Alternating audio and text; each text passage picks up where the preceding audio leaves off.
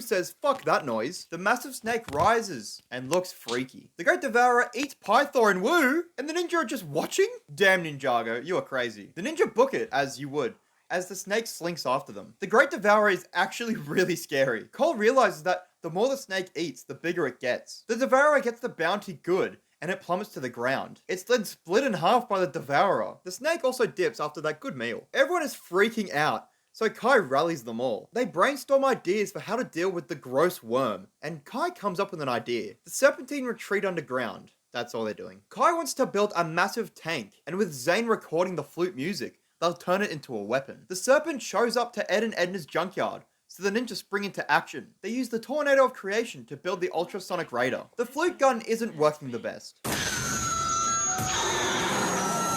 Haha, never mind. Kai sees that there's a weak spot on the Devourer's head, so in return, the snake rocks Zane's shit. The Devourer is now heading for Ninjago City, which is a big problem. Meanwhile, Garmadon is looking for Traveler's Tea and sees the chaos on TV. Yeah, the group's struggling to deal with it, until the dragons show up all fused together. Okay, that's pretty neat, I guess. You know what else would be neat? If they used their true potential powers. Garmadon arrives, insisting on getting the weapons to defeat it. The plan is for the ninja to get the snake to stay in one spot, so Garmadon can kill it. The ninja take turns leading it away. Hey, there you go. They get the Devourer to chomp on its own tail, and Garmadon takes the dive. He gets his revenge and kills the snake, but disappears with the golden weapons. Yo, Woo's alive! You knew that was gonna happen. And the day is saved, yay! Wow. I forgot how solid this season actually is. I think it's the best put together season, with the themes and the overall plot feeling really thought out. Everyone got decent development, unlike the newer season where there's only like 1 or 2 characters per season. I think this is still one of the best seasons in the show's history.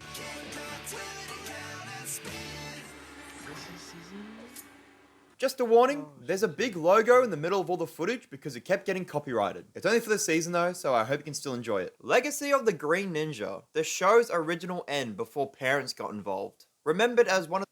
Just a warning, there's a big logo in the... I think this is still one of the best seasons in the show's history.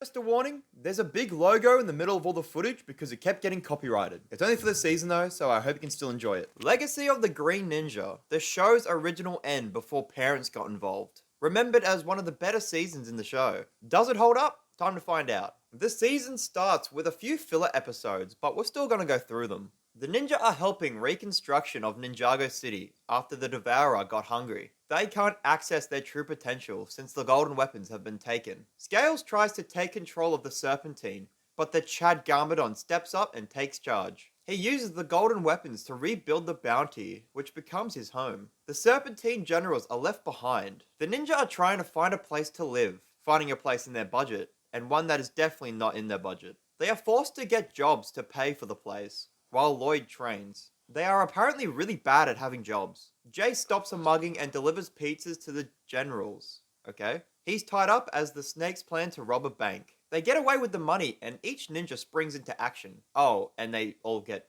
fired. The ninja fight the snakes, but it turns out that the bank robbery was a distraction, so Scales can kidnap Lloyd. The ninja stop the train from making Jay a pancake and the snakes escape. They say the lesson of the episode out loud and move into that shitty apartment. Scales is also thrown into the big house. While all this is going on, Garmadon travels to the place where the golden weapons was being made and combines them together into a mega weapon. I won't lie, that episode was quite boring to me. It was just very slow without much really happening. The next episode starts with a backstory for the Desi...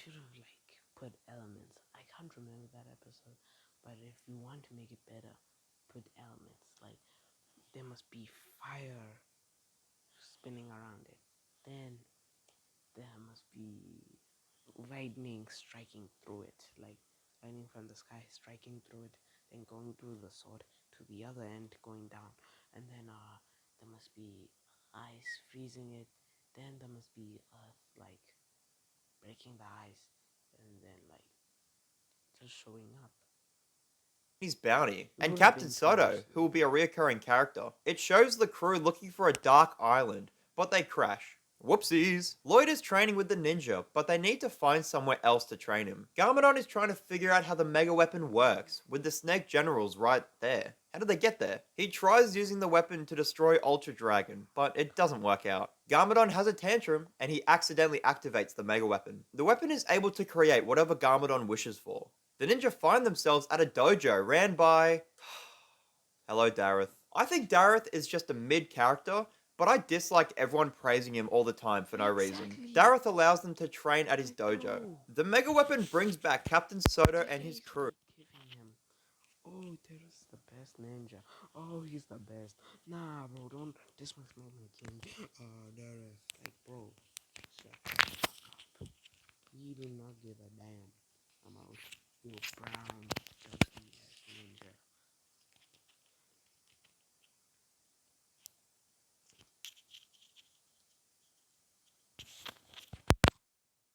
But they overthrow Garmadon and the snakes. The Mega Weapon must have created them, but now Garmadon's too weak to use it. Thank you, random snake. While breaking a few boards, Lloyd taps into some of his elemental powers. Dareth does Dareth things, and the pirates invade Ninjago.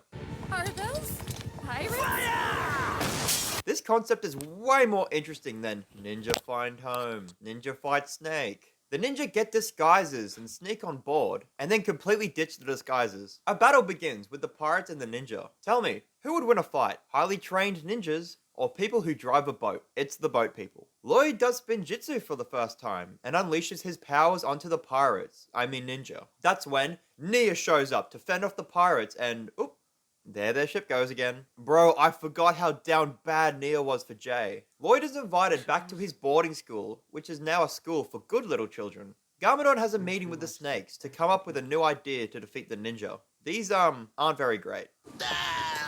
Garmadon decides to create duplicates of the ninja who are evil. I'm loving the Mega Weapon. It's making really unique concepts for episodes. The ninja arrive, but the logo right now. there seems to be no one around. It turns out to be a trick by the children who have taken control of the school. These highly trained ninja are taken out by children. The students try and gaslight Lloyd into becoming evil again, and while this is going on, the evil ninja do the most evil things, like putting a woman in a tree. They find Wu and he figures out what's going on. The real ninja use Zane as a battering ram, which is great. And uh-oh, here's Evil Jay. Evil Jay, no, you can't do that! The evil ninja arrive at the school, and these highly trained evil ninjas are somehow able to get taken out. Oh, wait.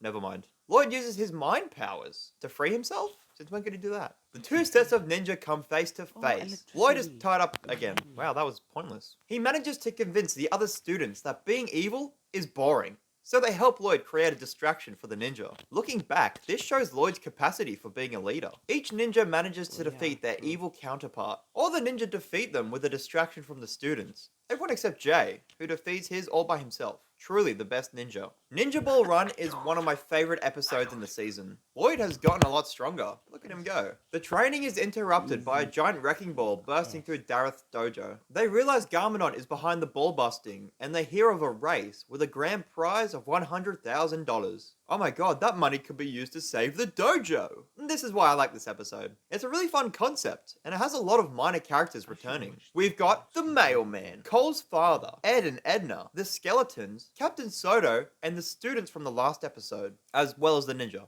obviously. The ninja don't start so great because of some meddling from the boarding school boys. While the race is happening, the snake generals break Scales out of prison and unintentionally join the race. Garmadon catches wind of the race and decides to enter as well. Ed and Edna actually do really well while the pirates are knocked out of the race. Garmadon catches up with the ninja, but Lloyd catches up with Garmadon. He is now dead set on winning the race, which is really funny. Cole's father's band is knocked out, but their spirits aren't. Too big, too slow. We had a lead, but let it go.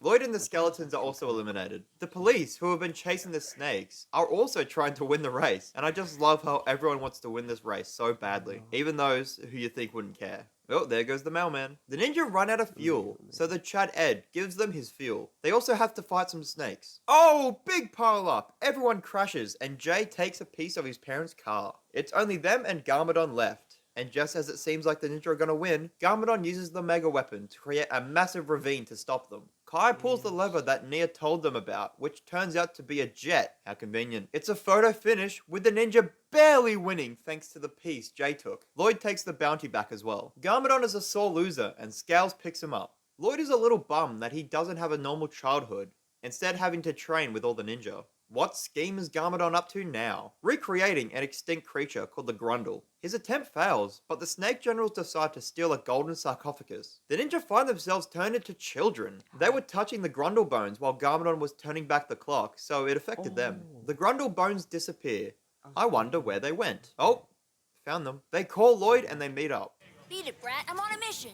They head to a comic book store and ask this fella how one would defeat a Grundle. Light, apparently. So they need these light swords, which Lloyd can get if he wins this contest. Wu and Nia ask Miss Starkey for a special tea which can make things age. Well, Lloyd lost, and the Grundle shows up to eat these kids. Being backed into a corner, Wu shows up with the tea, which Lloyd uses to turn the Grundle back to bones, and the ninja into their normal selves. This also causes Lloyd to age up as well. This was a big moment in the show. Child Lloyd is gone, and I will miss him. Sure, he was really bratty at first, but he became really charming in the end. You'd think after this, we would get an episode exploring Lloyd's new maturity, but actually, he's not really in the next episode much. A training session shows Lloyd's new skills when he takes on the ninja with some ease. The ninja catch wind of another Garmadon scheme. Lloyd blasts Garmadon with ice, showing his ability to properly use the elements of creation. Garmadon decides to go back in time to stop the ninja from meeting. The ninja head in after him. I love how they're trying to do a time travel episode. I think it's done well until the end, but we'll get there. Before they went into the portal, Wu told them not to change anything, so the first thing they do is talk to Wu in the past. Our Garmadon is chilling with the skeletons. Wu goes along with the ninja's plan and saves Kai like normal, but as Nia is about to be taken, Garmadon purposefully misses the shot, and the skeletons retreat without Nia. This change does affect the future. Without Nia being kidnapped, Kai doesn't have the motivation to become a ninja. Wu manages to convince him to go, and Garmadon realizes the ninja are in the past with him. Nia is actually more motivated to become a ninja. Sorry Nia, wait 3 more seasons. Kai is lazy, so the ninja have a great plan to kidnap Nia themselves. This is so funny. This episode has a lot of great moments using the time travel aspects. For example, the past versions of Cole, Jay, and Zane fight the future ones, and Kai punches himself in the face. They successfully get away, and the timeline is back on track. The ninja drop off Nia to the skeletons like they're Uber Eats, and future Garmadon confronts his past self. This interaction fucks with the timeline again. The ninja follow past Kai into the fire temple and watch as future Garmadon shows up. The future ninja decide, fuck the future,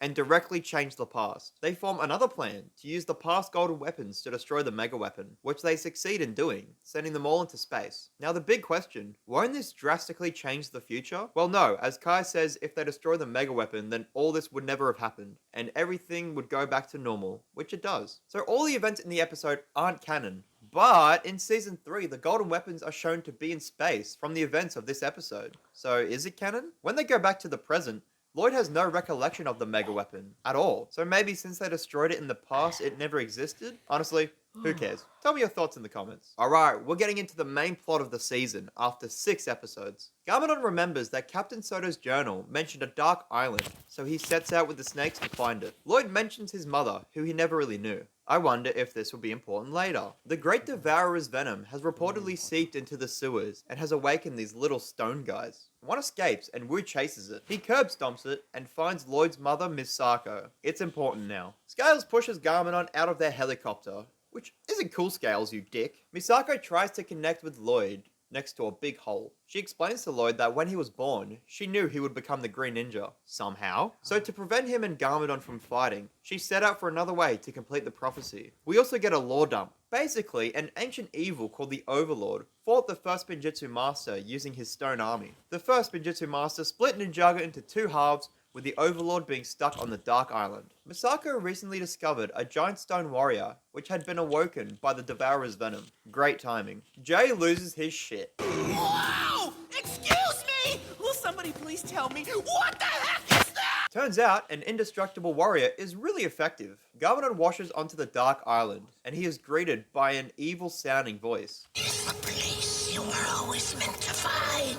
Oh, it's the Overlord. And he's just a pulsating purple ball. Lloyd uses the big hole to remove the warrior, and everyone's good, I guess. Instead of chilling on the Dark Island's beach, Garmadon turns 4 switches and raises the whole island from the ocean. He's quite happy about this.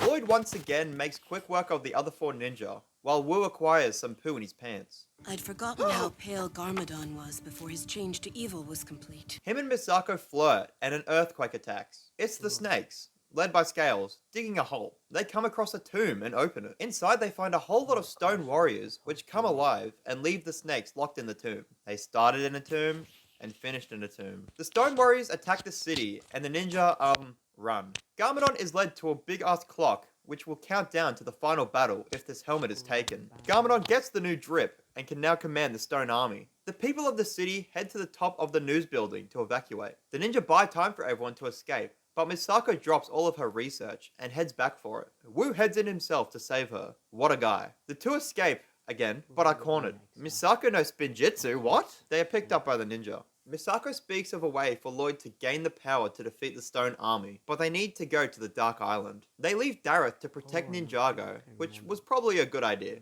Everyone says goodbye to their loved ones, but Zane doesn't have anyone to say goodbye to, other than his Zane fan club. They use the bounty as an actual ship and sail off. Zane's falcon scouts ahead but is struck down. Garmadon has been busy putting the Stone Army to work, harvesting dark matter, while the ninja are being attacked by... Oh my days. So, yeah.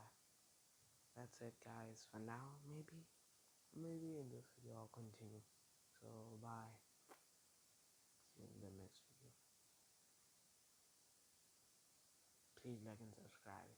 And make sure the notifications is set on all by tapping the subscribe button again.